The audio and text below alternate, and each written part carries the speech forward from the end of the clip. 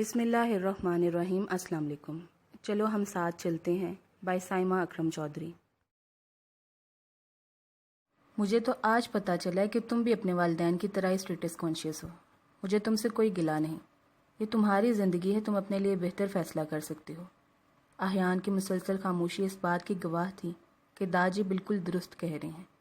دروازے کے پردے کے پیچھے کھڑی بسمہ کو ایسا لگا جیسے مری کے سارے پہاڑ اڑتے ہوئے اس کے وجود سے آ ٹکرائے ہوں اور اس کا وجود ہزاروں حصوں میں تقسیم ہو رہا ہو۔ وہ اذیت کی انتہا پر تھی۔ بسمہ سویٹ ڈش لے کر پلٹ گئی تھی۔ اسے یوں لگ رہا تھا جیسے کئی سال پہلے ایک کرین اس کے باپ کے وجود سے ٹکرائی تھی اور انہیں اپاہج کر گئی تھی۔ آج بہت سالوں کے بعد ایک بلڈوزر اس کے وجود کے پرخچے اڑا گیا تھا۔ بسمہ خالد کو پہلی دفعہ محسوس ہوا اعلیٰ تعلیم، اچھی جاب اور معاشرے میں موجود بہترین مقام بھی کچھ نہیں ہے، کیونکہ دنیا ہمیشہ کسی بھی شخص کو اہمیت دینے کے لیے اس کے شجرہ نسب میں جو چیز پہلے کھنگالے گی وہ اس کے آباء و اجداد کا سٹیٹس اور معاشی حیثیت ہوگی۔ وہ کتنی بھی لینڈ لارڈ کیوں نہ ہو، اس کے مخالفین اور حاسدین ہمیشہ اسے خالد مغل مزدور کی بیٹی کے حوالے سے متعارف کروائیں گے۔ اس سوچ نے اسے توڑ کر رکھ دیا تھا۔ اس کی آنکھوں سے کافی دیر تک بے آواز آنسو بہتے رہے اور پھر کچھ سوچ کر وہ داجی کے کمرے کی طرف بڑھ گئی۔ وہ دونوں اب پہلی منزل پر موجود کمرے میں قیام پذیر تھے، کیونکہ مہمانوں کی بار بار آمد و رفت کی وجہ سے بیٹھک میں داجی کو خاصی ڈسٹربنس کا سامنا تھا۔ میرا خیال ہے داجی، عبد الرحمن کے رشتے میں بظاہر کوئی خامی بھی نہیں ہے۔ وہ برتن اٹھانے آئی تو اس کا پورا اعتماد انداز داجی کے ساتھ ساتھ احیان کو بھی چونکنے پر مجبور کر گیا۔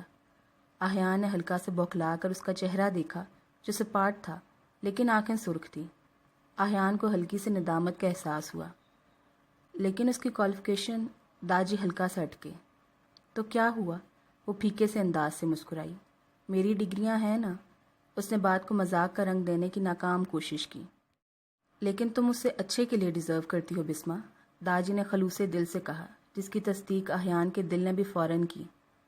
داجی اور بسمہ کے درمیان اس موضوع پر باقاعدہ ایک بحث شروع ہو گئی تھی، اور اس گفتگو کے دوران احیان اپنی پوزیشن خاصی آکورڈ محسوس کر رہا تھا۔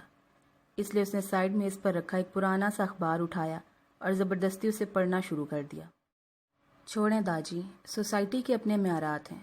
بسمہ خالد LLM کے بعد کہیں مجسٹریٹ بھی لگ جائے رہے گی تو خالد مغل مزدور کی بیٹی ہی نا۔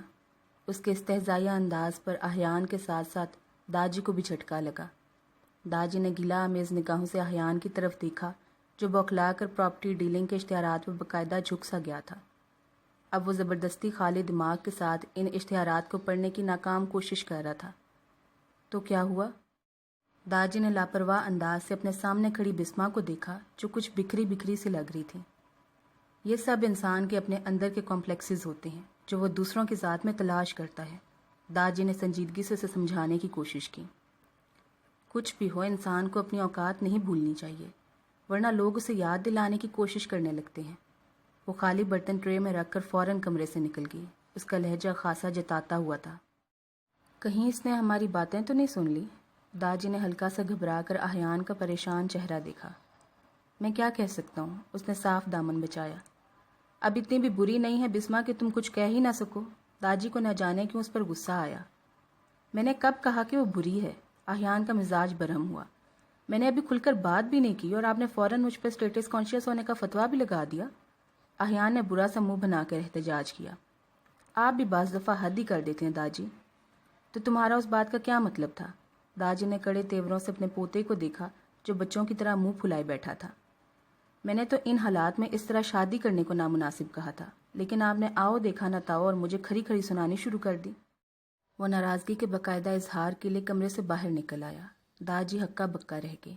وہ جیسے ہی باہر نکلا اس نے بسمہ کو اونچے نیچے راستوں پر چلتے ہوئے دیکھا۔ وہ نیچے وادی کی طرف جا رہی تھی۔ احیان اپنی سوچوں میں گم اس کے پیچھے چل پڑا۔ وہ چلتے چلتے رکی اور ایک سائڈ پر رکھے بڑے سے پتھر پر بیٹھ گئی۔ احیان کو ایک دم ہی اپنی بے وقوفی کا احساس ہوا۔ پہلے تو وہ دائیں بائیں یوں ہی دیکھتا رہا اور پھر وہ فطرت کے خوبصورت نظاروں میں کھو گیا تھا۔ اس نے اپنے سیل فون سے ارد گرد کے ماحول کی تصویریں بنانی شروع کر دی۔ بسمہ جس جگہ پر بیٹھی تھی اس کے بالکل سامنے والے پہاڑ سے ایک آبشار تسلسل سے بہہ رہی تھی۔ پانی کے گرنے کی آواز خاموشی میں چاروں طرف پھیل رہی تھی۔ احیان نے اپنے سیل فون سے اس آبشار کی چند خوبصورت تصویریں بنائیں۔ وہ ایک خاص زاویے سے اس پہاڑ کی تصویر بنانے کی کوشش کر رہا تھا۔ اس نے جیسے ہی اپنے سیل فون کے کیمرے کا بٹن دبانے کے لیے ہاتھ رکھا، اسی لمحے بسما نے اپنی گردن موڑ کر اچانک اس کی طرف دیکھا۔ احیان کے کیمرے کا بٹن دب چکا تھا اور منظر اس کے اندر قید ہو گیا۔ بسما کے چہرے پر پہلے حیرت اور پھر بے ساختہ ناگواری کے تاثرات ابھرے۔ آئی ایم سوری، میں آپ کے نہیں سامنے موجود پہاڑی کی تصویر لے رہا تھا، احیان نے ایک دم شرمندہ ہو کر وضاحت دی۔ میں جا رہی ہوں، اب آپ اطمینان سے جتنے چاہے فوٹوز لے سکتے ہیں۔ اس کے پاس سے گزرتے اسے مزید خجالت کا شکار کر گئی۔ احیان خاموشی سے اسے پتھر پر بیٹھ گیا جہاں کچھ دیر پہلے بسما بیٹھی ہوئی تھی۔ وہ کچھ دیر پہلے کی شرمندگی کے احساس کو ختم کرنے کے لیے اپنی بنائی ہوئی تصویریں دیکھنے لگا۔ فطرت کا حسن اپنی تمام تر رعنائیوں کے ساتھ اس کے کیمرے میں محفوظ ہو چکا تھا۔ وہ آہستہ آہستہ ساری تصویروں پر ایک نظر ڈالتا ہوا ایک تصویر پر جو رکا تو اس کی نظریں پلک جھپکنا بھول گئی۔ خوبصورت سی آبشار کے سامنے بڑے سارے پتھر پر بیٹھی وہ لڑکی گردن موڑے پیچھے کی طرف دیکھ رہی تھی۔ اس کی سحر انگیز آنکھوں میں حیرانگی کا ایک جہان آباد تھا۔ بڑی بڑی سیاہ آنکھوں کی گہرائی کیمرے کی آنکھ میں کسی حد تک نظر آ رہی تھی۔ احیان کو پہلی دفعہ احساس ہوا تھا کہ اس کی آنکھیں مد مقابل کو بے بس کر دینے کی مکمل صلاحیت رکھتی ہیں۔ اس کا دل ایک انوکھی سی لے پر دھڑکا۔ احیان کو یوں محسوس ہوا جیسے اس کے ارد گرد موجود فطرت کے تمام تر عناصر، پہاڑ، درخت، سبزہ، پتھر، ہر چیز اسی کے اوپر ہنس رہی ہو۔ وہ بوکھلا کر کھڑا ہو گیا۔ دل اور دماغ دونوں ہی قابو سے باہر ہو گئے تھے۔ ہر طرف اسے بسما کی حیران آنکھیں نظر آ رہی تھیں۔ کیا دو آنکھوں میں اتنی طاقت ہو سکتی ہے کہ وہ اگلے بندے کو ایک لمحے میں زیر کر لیں؟ وہ ایک ہی بات سوچے جا رہا تھا۔ پتہ نہیں یار مجھے کیا ہو رہا ہے۔ اس نے پھر گھبرا کر عماد کو کال ملا لی۔ کہیں عشق وشق تو نہیں ہو گیا میرے شہزادے کو؟ عماد اس کا جگری دوست تھا، اس لیے بے تکلفی سے چھیڑ بیٹھا۔ بکو مت، مجھے ایسا لگ رہا ہے جیسے ہر جگہ پر بسما خالد کا چہرہ اگا ہے۔ اس نے چاروں طرف خوفزدہ نظروں سے دیکھتے ہوئے آہستگی سے عماد کو کہا۔ دل میں یہ خوف کہیں چھپا ہوا تھا کہ یہ اس کا علاقہ ہے، یہاں کی ہر چیز اس کی ہے، کوئی بھی احیان کے دل کی مخبری آرام سے کر سکتا ہے۔ میری مانو، اپنا بوریا بستر سمیٹو اور واپس آ جاؤ۔ عماد کا مشورہ اسے زہر لگا۔ میرا تو دل کر رہے کہ مستقل یہیں کہیں ڈیرے ڈال لوں، اس کے منہ سے بے ساختہ پھسلا۔ پھر ایسا کر میرے بھائی، اپنی دوسری نئی فیکٹری کے لیے جگہ یہیں کے پہاڑوں کے درمیان دیکھ لو، عماد نے مفت مشورہ دیا۔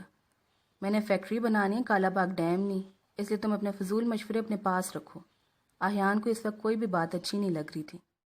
شہزادے محبوب کے نگر کی گلیاں، کوچے، بازار، ہوائیں ساری ایسی ہی لگتی ہیں، اس میں تمہارا کوئی قصور نہیں۔ عماد اب کھل کر اس کا مذاق اڑا رہا تھا۔ میں نے تو لگتا ہے اپنی زندگی کی سب سے بڑی غلطی کر لی جو یہ بات تم سے شیئر کر بیٹھا۔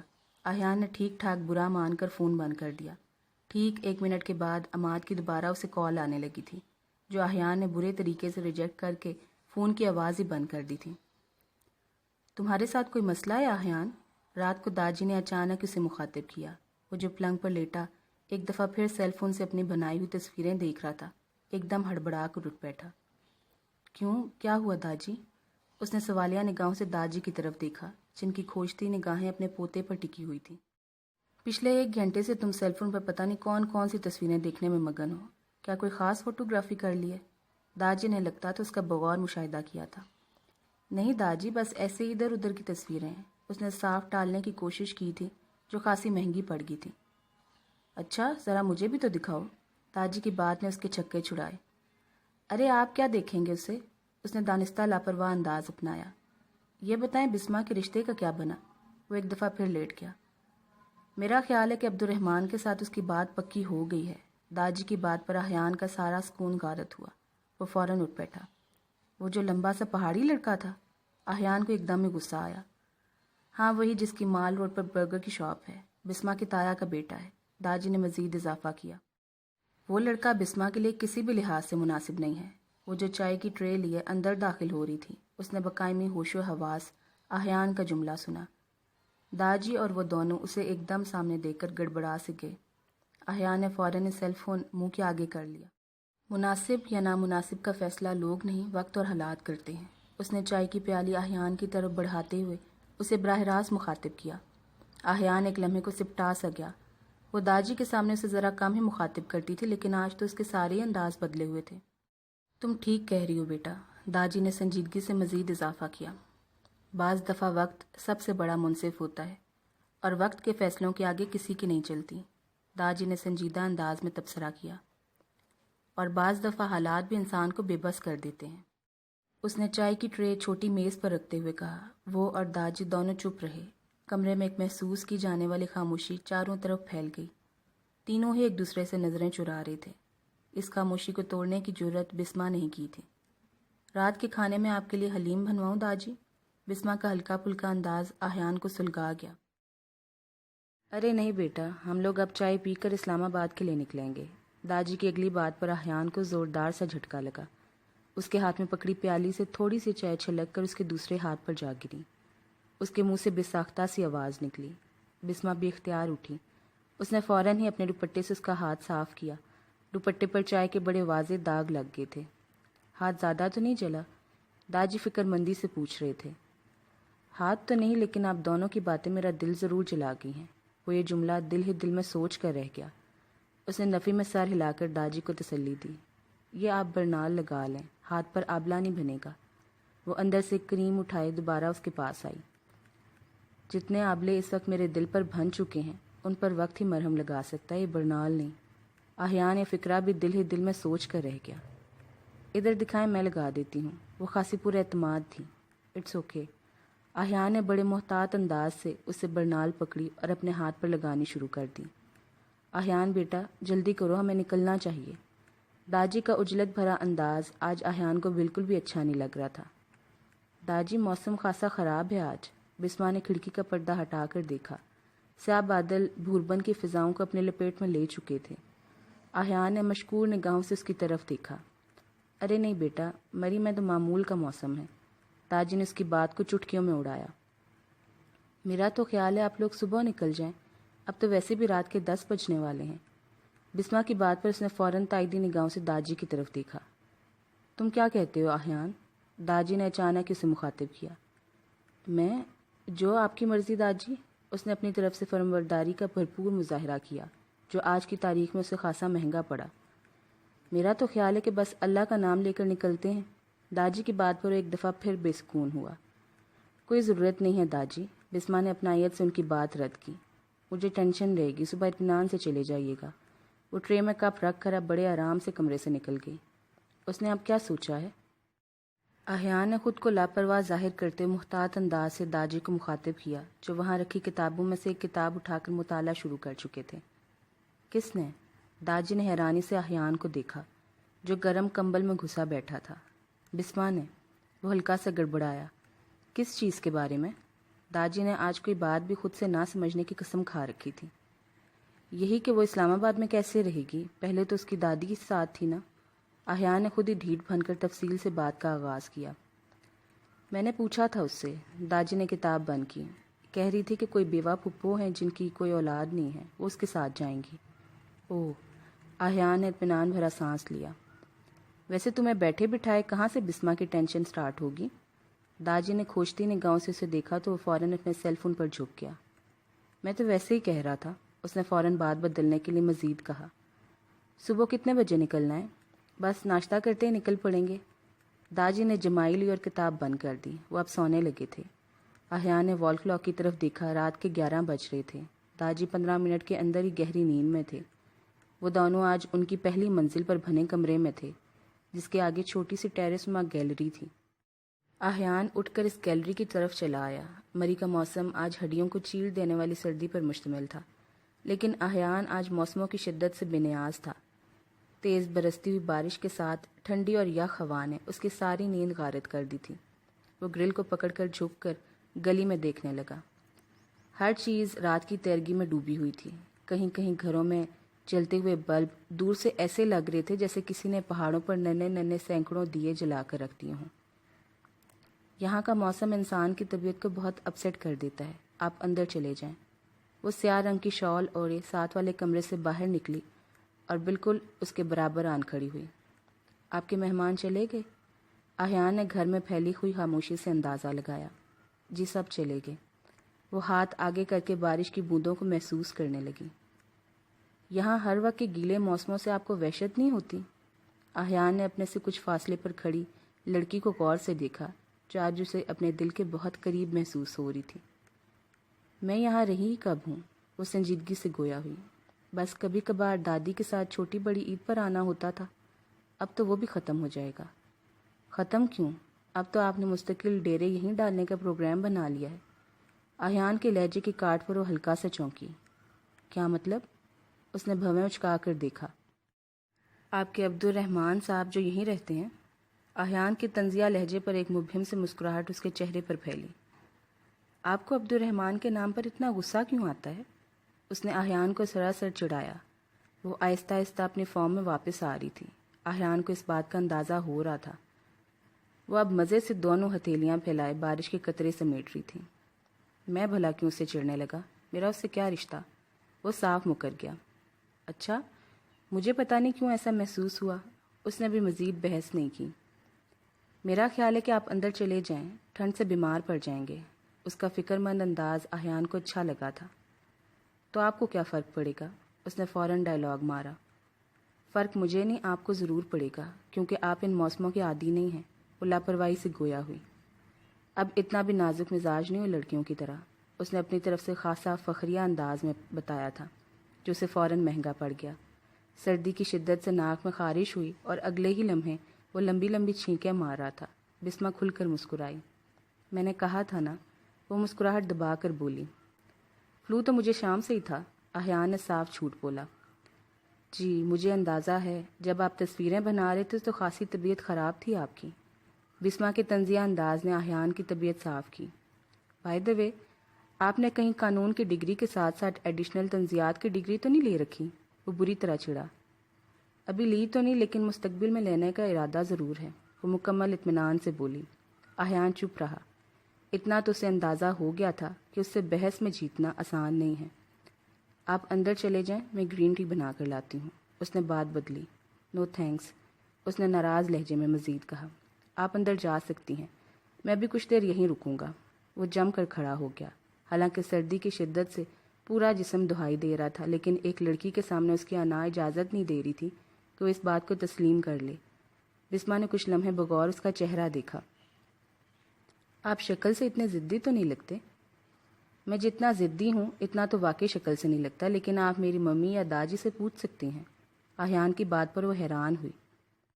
ایک دفعہ کسی چیز کا ارادہ کر لوں تو پھر پیچھے پلٹتا نہیں ہوں، اس نے مزید کہا اور سر اٹھا کر آسمان کو دیکھا۔ ایسا لگتا تھا جیسے کسی نے فل رفتار سے آسمان کا شاور کھول رکھا ہو۔ بارش پوری قوت سے برس رہی تھی۔ وہ خاموشی سے اندر چلی گئی۔ یہ آخر میرے ساتھ ہو کیا رہا ہے؟ احیان کو ایسا لگا جیسے وہ کسی نظر کے حصار میں ہے، اور یہ نظر بسمہ کے علاوہ کس کی ہو سکتی تھی بھلا؟ اسی خوش فہمی کی وجہ سے وہ ڈھیٹ بن کر وہیں کھڑا رہا۔ ٹھنڈ سے پورا جسم اکڑنے کے قریب تھا، لیکن انا کی جنگ میں ہتھیار ڈالنا آسان نہیں تھا۔ یہ لیں گرین ٹی اور پیناڈول۔ وہ 10 منٹ کے بعد گرما گرم گرین ٹی کے ساتھ حاضر تھیں۔ احیان نے چونک کر اس کی طرف دیکھا۔ وہ دوستانہ مسکراہٹ لیے اس کی طرف دیکھ رہی تھی۔ لے لیں، میں نے اس میں کوئی زہر نہیں ملا رکھا۔ اس کے ہلکے پھلکے انداز پر احیان نے کچھ سوچ کر کپ اس سے پکڑ لیا۔ یہاں کمرے میں آ کر بیٹھ کر پی لیں گے تو میری ذات پر آپ کا بہت بڑا احسان ہوگا۔ احیان نے اس کی طرف دیکھا جو اپنے کمرے کی طرف اشارہ کر رہی تھی۔ وہ کچھ سوچ کر اس کے پیچھے چلا آیا۔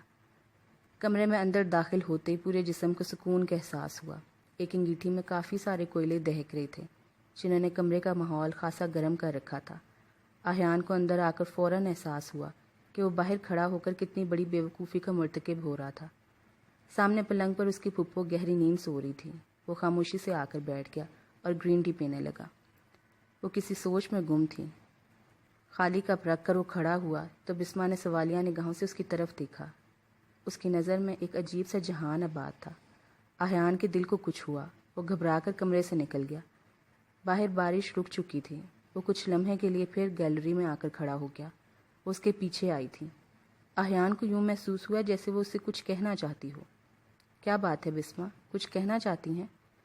اس نے ہمت کر کے پوچھ ہی لیا۔ نہیں، وہ زبردستی مسکرائی۔ اپنا خیال رکھیں اور جا کر سو جائیں۔ وہ اپنی بات کہہ کر رکی نہیں اور واپس پلٹ گئی۔ احیان جھنجھلا کر اپنے کمرے کی طرف بڑھ گیا۔ پلنگ پر کافی دیر بیٹھنے کے بعد جا کر اسے نیند آئی تھی۔ اگلی صبح وہ بخار کے ساتھ بیدار ہوا تھا۔ تمہیں تو واقعی بہت تیز ٹمپریچر ہے، داجی نے اس کا ماتھا چھو کر فکر مندی سے کہا۔ تو آپ کا کیا خیال ہے میں مذاق کر رہا تھا؟ وہ روٹھے ہوئے بچے کی طرح کمبل اوڑھ کر بیٹھا تھا۔ کس نے کہا تھا آدھی رات کو بسما کے ساتھ گیلری میں کھڑے ہو کر شوخیاں مارو؟ داجی کی بات پر اسے کرنٹ سا لگا۔ اس نے فوراً نظر اٹھا کر داجی کی طرف دیکھا جو ٹوتھ پک اپنے دانتوں میں گھسائے مزے سے کھڑکی کے پاس کھڑے تھے۔ آپ کو کس نے بتایا؟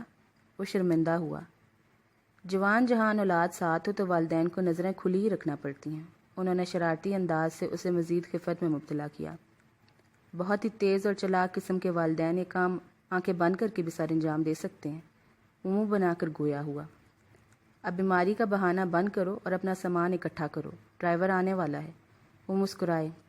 آپ کا کیا خیال ہے میں یہاں بہانہ بنا کر بیٹھا ہوں؟ ایسی بھی کوئی جنت نہیں ہے یہ۔